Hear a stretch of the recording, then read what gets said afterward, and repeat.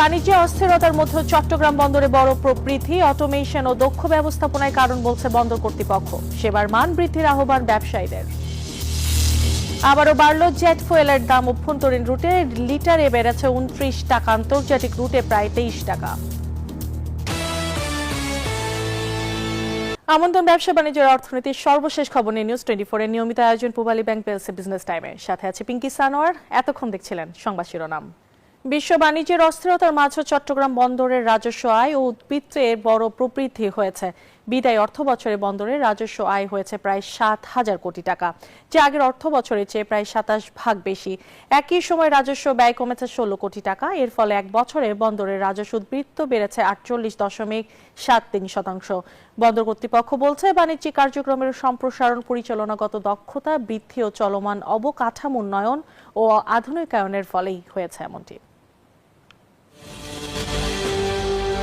দারুণ এক বছর পার করল দেশের বৈদেশিক বাণিজ্যের লাইফলাইন চট্টগ্রাম সমুদ্র বন্দর। 2025-26 অর্থ বছরে 35,18,000 টিউএস কন্টেনার হ্যান্ডেলিং করে নতুন রেকর্ড করে এই বন্দর, যা আগের অর্থ বছরের তুলনায় 6.76% বেশি। এই সময়ে কার্গো হ্যান্ডেলিং বেড়ে হয়েছে 13,77,00,000 টনে। বেড়েছে জাহাজ হ্যান্ডেলিং এর সংখ্যাও। শুধু সংখ্যায় নয়, পরিচালনগত দক্ষতাও বেড়েছে এই সময়ে।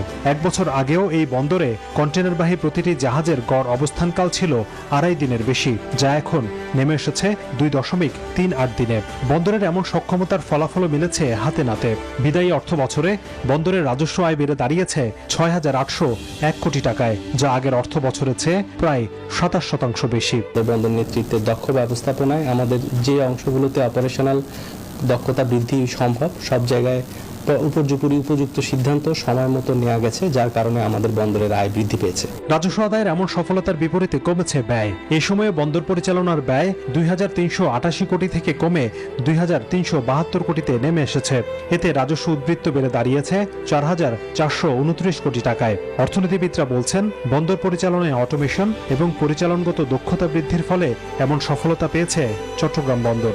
নিকট অতীতে যে অটোমেশন প্রক্রিয়া চালু করা হয়েছিল, তার একটি পজিটিভ প্রভাব হয়তো আমরা দেখতে পাচ্ছি, যেটা মানে বন্দর যে মানে কন্টেইনার হ্যান্ডলিং ক্যাপাসিটি এবং লোকসান থেকে মুনাফায় চলে আসা, এর একটা পজিটিভ প্রভাব। সেবার মানটা আরও বাড়ানো জরুরি। দিনে দিনে কিভাবে ডেলিভারি দেওয়া যায় সেই ব্যবস্থাটা করা উচিত। আমরা মনে হয় চট্টগ্রাম বন্দরকে সেই জায়গায় দেখতে চাই। সক্ষমতার জায়গাটা চট্টগ্রাম বন্দরের আরও বাড়াতে হবে। এই অগ্রগতি ধরে রাখতে অটোমেশন কার্যক্রমকে আরও গতিশীল করা এবং প্রশাসনিক জটিলতা নিরসনের পরামর্শ দিয়েছেন বিশ্লেষকরা। হোসেন শাহাদাত, নিউজ 24, ঢাকা। চুক্তি নবায়ন না করার সিদ্ধান্তের প্রতিবাদে টিসিবি ভবন ঘেরাও করেছেন সারা দেশের ন্যায্য মূল্যের পণ্য বিতরণকারী ডিলাররা। তারা বলেন, 2025-26 অর্থ বছরে ডিলারদের সাথে ডিলারশিপ চুক্তিটি নবায়ন না করার সিদ্ধান্ত অবৈধ। সকালে কারওয়ান বাজারে অবস্থিত টিসিবি ভবনে তারা এই কর্মসূচি পালন করেছেন। আন্দোলনকারীদের দাবি, কোনো ধরনের অসঙ্গতি বা অভিযোগের তদন্ত ছাড়াই 2026 সালের জুন মাসে মেয়াদ শেষ হওয়া বৈধ, পুরনো ও অভিজ্ঞ ডিলারদের চুক্তি নবায়ন বন্ধ করে দেওয়া হয়েছে, যা অযৌক্তিক ও সংবিধান পরিপন্থী। ফলে হাজার হাজার ডিলার পরিবার এখন রয়েছে চরম অনিশ্চয়তার মধ্যে। এ সময় ডিলারদের চুক্তি অবিলম্বে নবায়নের দাবি জানান টিসিবি ডিলার বাঁচাও আন্দোলনে বাংলাদেশের নেতারা। একটি মাত্র মেসেজের মাধ্যমে জানানো হলো যে আপনাদের 2026 সালের জুন মাসে নবায়নযোগ্য ডিলার কোনো সরাসরি কোনোভাবে আর নবায়ন করতে পারবে না। 25-26 যে ডিলারগণকে মানে কোনো লিখিত কোনো কিছু ছাড়াই হঠাৎ করে হুটোপাটো করে বৈষম্য মতো আচরণ করে বাদ দিয়ে দেওয়া হয়েছে, তাদের এই নবায়ন সম্পূর্ণ করা হোক, এই দাবিতে আজকে আমরা এখানে উপস্থিত হয়েছি। আমাদের দাবি, আমাদের যারা আমরা যারা 25-26 ডিলার আছি, যাদের কোনো ক্লেম নাই, যারা কোনো কালোবাজারের সাথে জড়িত না, তাদেরকে নবায়ন করা হোক। দেশে উড়োজাহাজে ব্যবহৃত জ্বালানি জেট ফুয়েলের দাম বাড়ানো হয়েছে। বিকেলে এক বিজ্ঞপ্তিতে নতুন দাম নির্ধারণের বিষয়টি জানিয়েছে Bangladesh energy regulatory commission BERC। নতুন দাম অনুযায়ী অভ্যন্তরীণ রুটের ফ্লাইটে প্রতি লিটার জেট ফুয়েলের দাম নির্ধারণ করা হয়েছে 159 টাকা 52 পয়সা। আন্তর্জাতিক রুটের ফ্লাইটে প্রতি লিটার জেট ফুয়েলের নতুন দাম নির্ধারণ করা হয়েছে $1.03 মার্কিন ডলার। এর আগে অভ্যন্তরীণ রুটের ফ্লাইটে প্রতি লিটার জেট ফুয়েলের দাম ছিল 130 টাকা 99 পয়সা।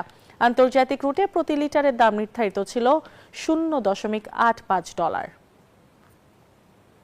সারা বিশ্বে প্রতিনিয়ত পরিবর্তিত হচ্ছে প্রযুক্তির ব্যবহার, আর তাই উন্নত প্রযুক্তির সাথে তাল মিলিয়ে নিজেদের প্রযুক্তি জ্ঞানে সমৃদ্ধ করতে ধর্মীয় শিক্ষার পাশাপাশি আধুনিক শিক্ষার বিকল্প নেই। এজন্য ইসলামিক শিক্ষায় এমন ব্যবস্থা রাখতে হবে যা আধুনিকতার সাথে পবিত্র কোরআন শিক্ষাও ধারণ করে। শনিবার উত্তরায় রপ্তানিমুখী পোশাক প্রস্তুতকারী প্রতিষ্ঠান ওয়েন্ডি গ্রুপের অলাভজনক প্রতিষ্ঠান আল ইমান ইন্টারন্যাশনাল স্কুলে উদ্বোধনী অনুষ্ঠানে এসব কথা বলেন বাংলাদেশে নিযুক্ত ব্রুনাইয়ের হাই কমিশনার হ্যারিস বিন ওসমান। ইংরেজি এবং আরবি মাধ্যমের সমন্বয়ে এই শিক্ষা প্রতিষ্ঠানে থাকবে ইসলামিক এবং আধুনিক শিক্ষা ব্যবস্থা।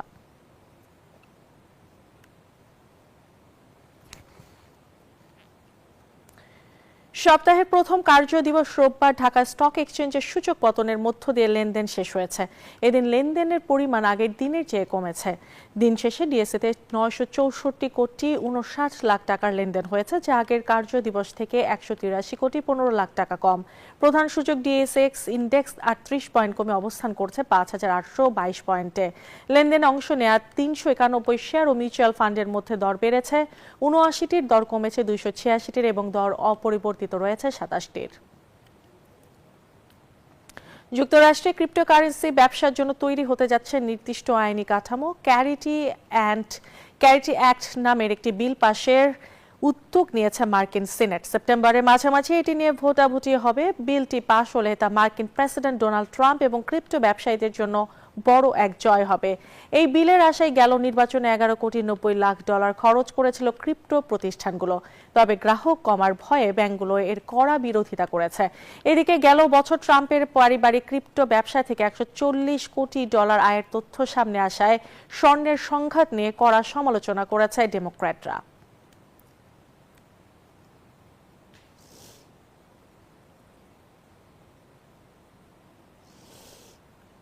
আর এই ছিল পূবালী ব্যাংক পেয়েছে বিজনেস টাইম এখনকার মতো আয়োজন। ধন্যবাদ।